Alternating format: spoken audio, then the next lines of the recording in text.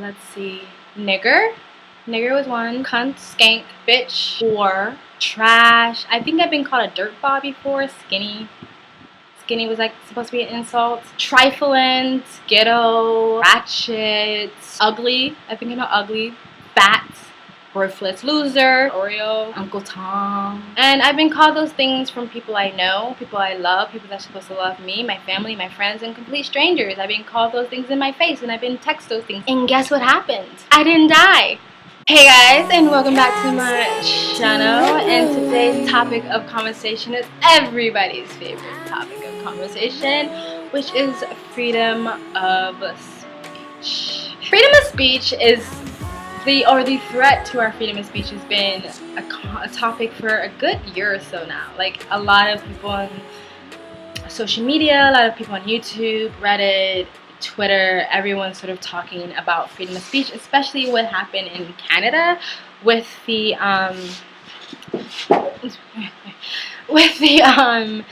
professor, like, in the university. What's his face name? You know, there was some memo sent out to all the professors saying that you have to use these pronouns. If you do not, you would suffer some type of consequence. He started sort of a movement where he started having these protests and these rallies about freedom of speech. And I have to tell you, I never thought that I would ever see the day where there's people trying to talk about protecting our freedom of speech, and then you have the opposite group of people condemning them for that. Like, we live in backwards land, and this is why people say the progressive left is actually the regressive left, because they're trying to go backwards and actually take rights away that we fought for. Yes, it's being camouflaged with the idea of, like, no, it's not the elimination of freedom of speech or the sort of editing of freedom of speech, but it's just the condemning of hate speech. Like, yeah, right. We have also learned that through social media on platforms like Twitter, Facebook, and YouTube, and even in actual mainstream media, that hate speech can be anything. It's really, hate speech is really in the perspective of the person who's receiving such hate speech. So hate speech can be something little as, I don't believe in your ideology, I think it's stupid, thus that is hate speech. If the person who's receiving it falls into the political if the person has a political identity of black and brown, oppressed, transgender, feminist, or anything like that, if you oppose them, if you disagree with them, then everything coming out of your mouth is violent and thus hate speech, which it's not. It's just, I don't agree with you, I think you're wrong. It was also kind of a concern when in Canada they did an amendment on a law that already existed, where, you know, you can't say nigger, you can't say these things because that's considered hate speech. And now then they threw in pronouns. It wasn't really that specific, I don't believe. I think it was actually a lot more general, which is actually more serious than just saying you can't say pronouns, because when you leave it so general, then it's like, then who defines hate speech? Again, as we've seen in social media, that hate speech is really anything, and it depends on the perspective of the person who's receiving such speech, whether they think it's hate speech or not. What someone else thinks is hate speech, I might not believe it's hate speech at all. So leaving a law so open actually is kind of dangerous and leaves it open to come in and sort of add things and change things. It's one of those topics that you feel like you shouldn't have to explain, but sadly, you know, we find ourselves here today in 2017 have to explain why we should protect why we should protect freedom of speech. Bottom line, what limiting freedom of speech really does is stop conversations. It stops conversations, it stops debate, it stops the exchange of ideas. And right now we're living in the age of information.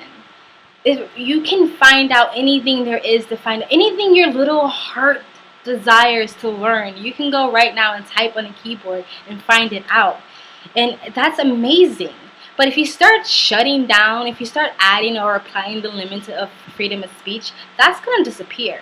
That's going to go away. And again, you've already started to see it on YouTube, Twitter, and Facebook, where they're demonetizing videos, possibly hiding videos, trying to censor people, shutting people's Twitter accounts down, and is very much leaning to only one side. Someone who's black or brown and have a vagina between their legs can say whatever they fucking want, but you get someone who considers themselves a moderate, libertarian, or conservatives, they can't. So it's leaning to one side. And again, if we start limiting people's freedom of speech, that lovely age of information that we're living in today can start to slowly disappear. Again, it stops conversation, it stops debate, and also it continues that big gaping divide that we have between our country. And again, if I haven't said it before, I'm saying it now. I am a conspiracy theorist, and I do think that one of the ways that our government controls us is to keep us separated. And so, if you're being told that the only reason why people want to have harsher immigration laws is because they're ignorant, they're bigots, and they're racist, and they're never going to allow you to actually speak to the other side to really find out what the reasons are, then you can just go on living thinking that the only reason why people don't want immigration, illegal immigrants, is because they're bigots, racist, and they're assholes, or misogynists, or Hitlers, or whatever.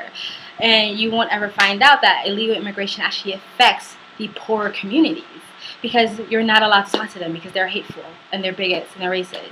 So again, it keeps us separate, it keeps us divided, and it keeps the government more powerful than ever over us. Because the reason why we have such a corrupt government, because we only vote for people that are strongly pushing our own ideology, because some reasons we all think that we are God and our way is always the right way. We don't want to listen to the other side. We don't want to hear what they have to say.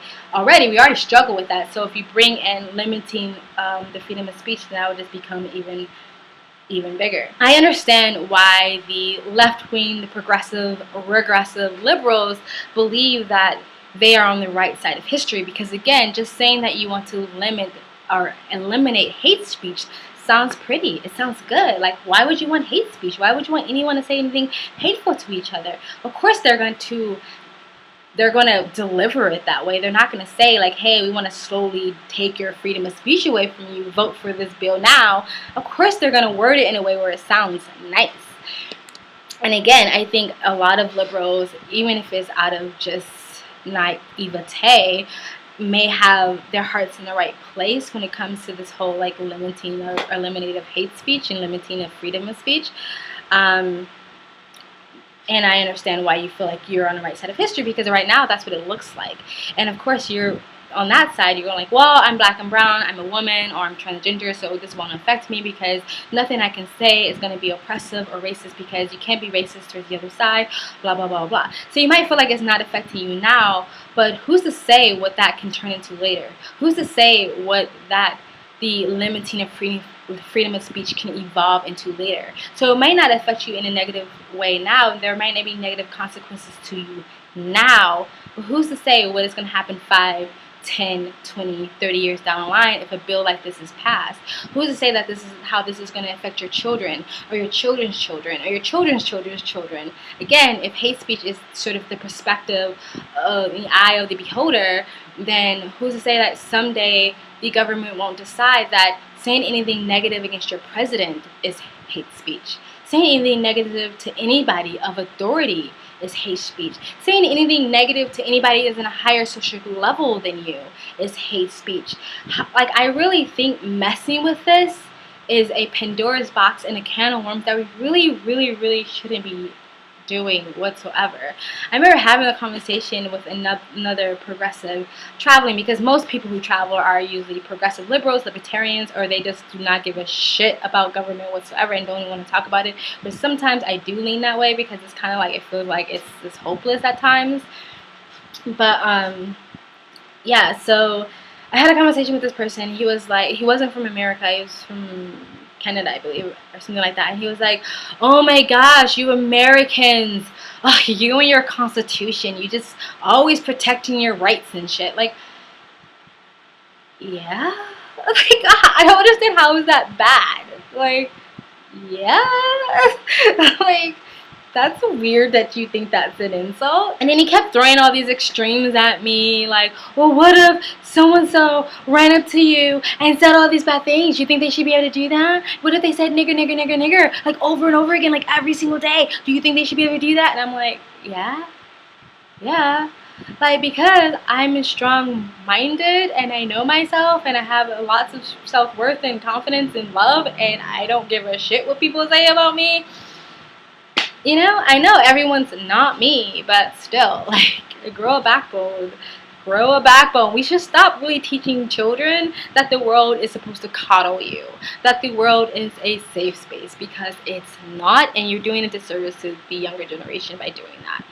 And you're doing a disservice to yourself as well. I really think that people should keep talking about this, because it is actually starting to scare me. It's really concerning me. When I first heard about it, I was like, this would never happen in America.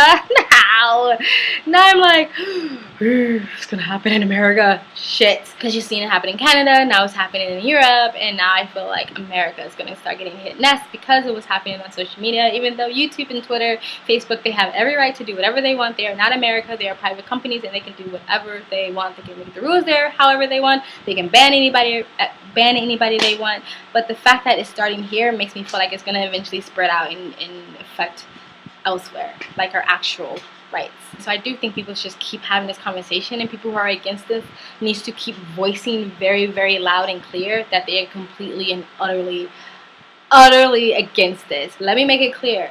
I am not for speech that in promotes or advertise violence, and I am not for people who are constantly stalking and harassing on an everyday basis. And no, I am not for this exaggeration of like, oh my god, you don't understand how it lives in a black and brown skin. Like I feel attacked just because the white people exist, so technically it is every day. No, I mean actual verbal assaults and attacks every single day. That to me, that's considered like stalking or harassment. But other than that, people are allowed to say whatever the fuck they want to you, and if that shakes your foundation, then you have other problems besides someone saying something mean to you.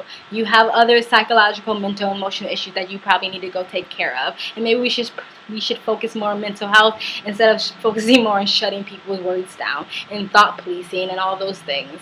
So anyway, that's the end of my video. If you guys agree with me, or if you don't agree with me, let's have a conversation. If you think I'm missing something, and there should be a reason why I should be for limiting the freedom of speech in the disguise or whatever, the exclusion of hate speech, then talk about it. Let me know. What have I missed? If you agree with me, you think that this is something that can potentially turn into something that one day our children will look back and be like, what the fuck were you guys thinking? Let me know in a comment section below if you want to continue having conversations like this. And I love hearing from you guys. Please subscribe, and if you subscribe, hit that bell on the side to get the notifications when I do upload. Share this video, like this video, and I love you guys. Until next time.